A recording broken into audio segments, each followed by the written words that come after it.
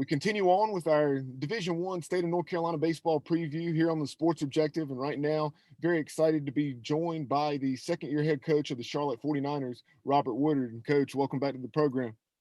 Hey, Bubba. Thanks for having me back on. It's great to be talking baseball with you here again. Absolutely. Appreciate you coming back on the show. Enjoyed our chat last year during the preseason on this very preview. And needless to say, your first year as a head coach, no matter what would have happened, there would have been some surprises along the way. That goes without saying, but no one expected what transpired. So just talk about going back to the middle of last March and the shutdown, and then we'll dive a little deeper into things. Yeah, no, I mean, it was, I think every coach, whether you're a head coach or an assistant coach, we all sign up for, to lead during some, unique challenges, and we kind of all sign up for that. And but I don't think any of us could have prepared for Thursday, March 12th last spring. Pretty uncharted territory, I would say. And just our team, just like every team in college baseball, got the news that the College World Series was canceled. And for us, we had gone to the airport that morning to fly to San Antonio to play our first conference series, and it was pretty evident with the NBA being canceled or postponed the night before that. It just didn't feel like we were going to be able to get on that plane and go to Texas and play baseball, just with that having happened. So sure enough, our weekend series was canceled. We made it back to campus. We unloaded the bus, and I just told the guys to, grab their stuff and let's just get on the field. So we got on the field here right when we got back to campus, and we had about a 2-hour just fun scrimmage. Coaches played, managers played. It felt like something. It felt like it was something we needed to do because there was a lot of anxiety amongst the team about what was going to happen next and that sort of thing.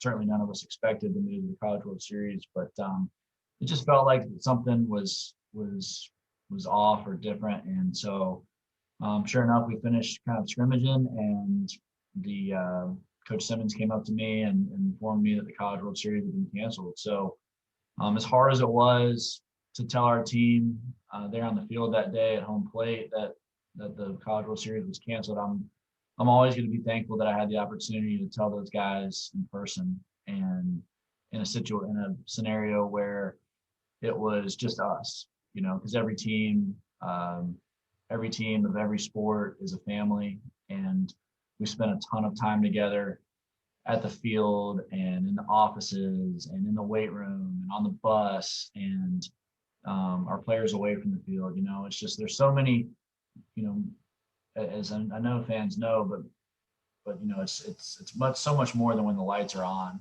And to have to, as hard as it was to break it to the team that was how the season was going to end, I'll just be thankful that they didn't have to read it on social media or some other way, so that we were able to really process it and kind of absorb it together. During that 17-game season a season ago, Coach, there were some very good moments, like sweeping St. John's, if I recall correctly, but then there were also some moments that showed some of the areas that you need to improve with the program. You finished 9-8, and just taking a look at things, one of the things that really jumps off the page is how aggressive you've been or going after JUCO players. So just talk about your roster, guys that you have coming back, maybe unexpectedly in some cases because of the eligibility rules with everything that went on in the spring of a year ago. But just talk about those 14 JUCOs you added to your roster. Yeah, no, I mean, Toby Bicknell is our staff's recruiting coordinator, and Bo Robinson, our associate head coach, are extremely active and aggressive when it comes to the recruiting trail. And those guys, they work so hard. They're always, they're always on the road pre-COVID, and they're always on the phone.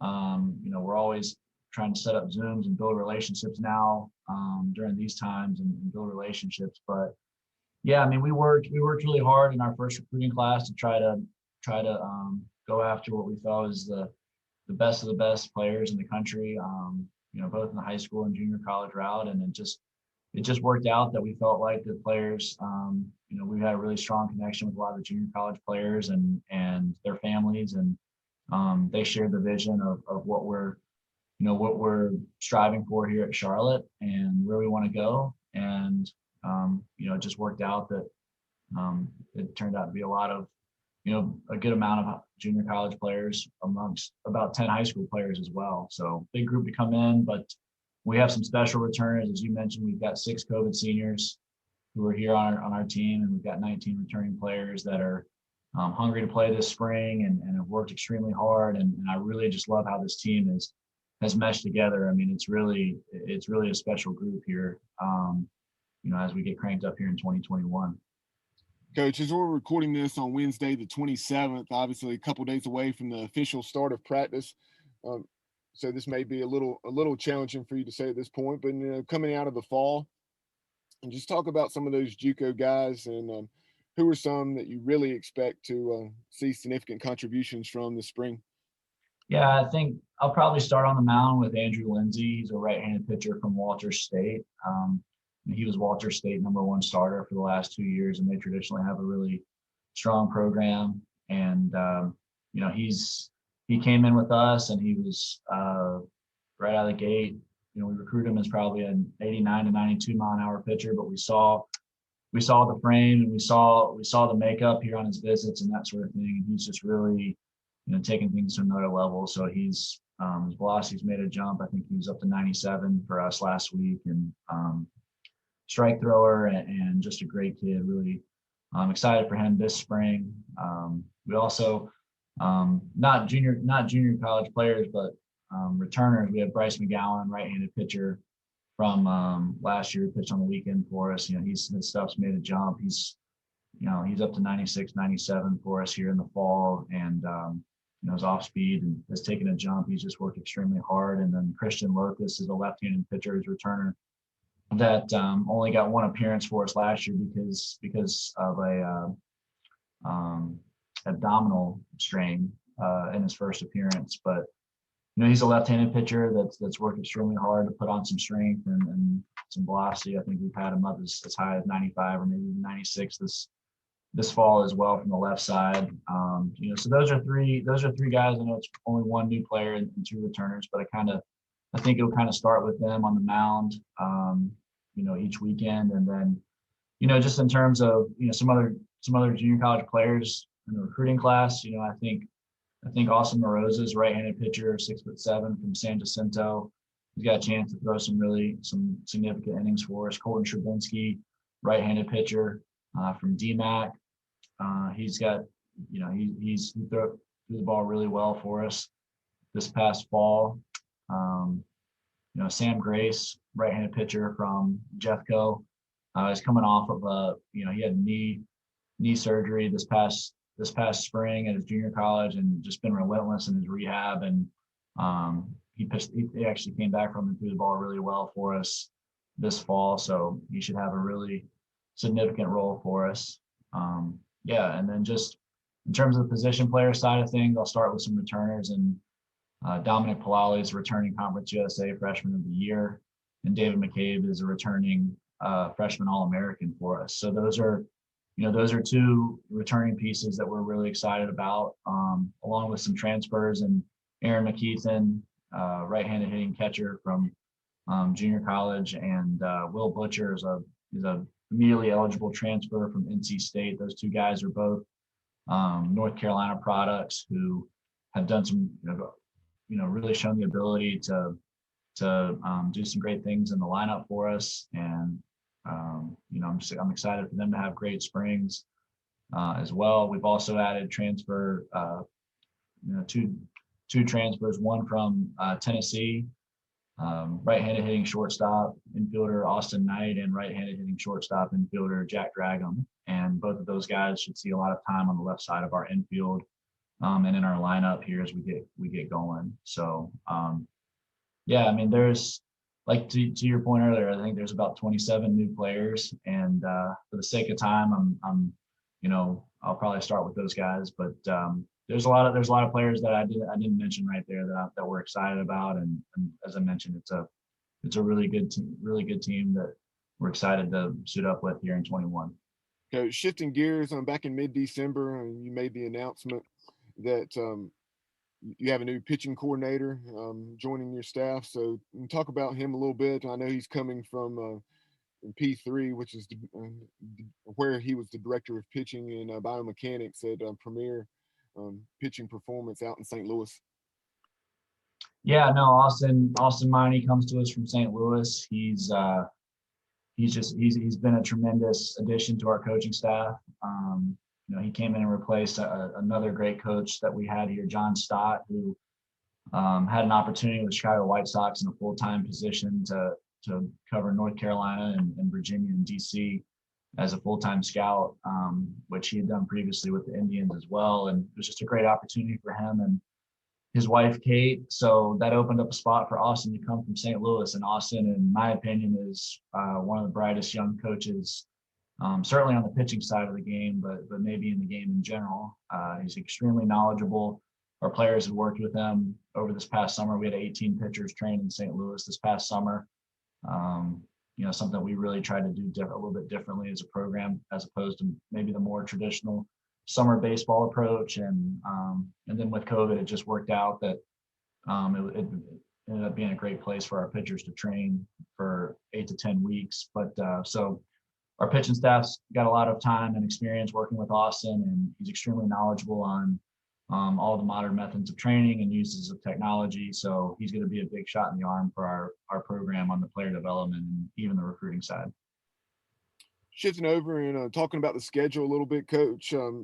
Obviously, so many logistical issues on whether it's testing protocols that have to be met at a university level, conference level, state level, so on and so forth, in addition to other logistics. And just talk about the 2021 slate. I checked and I did not see it on charlotte49ers.com yet. So tell us what you can about how Conference USA is approaching things. Yeah, no, I mean, we've still got a couple of tweaks we've got to make in the schedule. Like I think many college baseball teams do it this time, unfortunately. But our schedule should be up here soon, and we've certainly tried to go more regional with everything going on in the world right now. So we'll play a lot of home games here this spring, and when we travel, it'll mostly be by bus. I think we only have 2 flights this spring going down to FIU in Miami and Rice in Houston, Texas.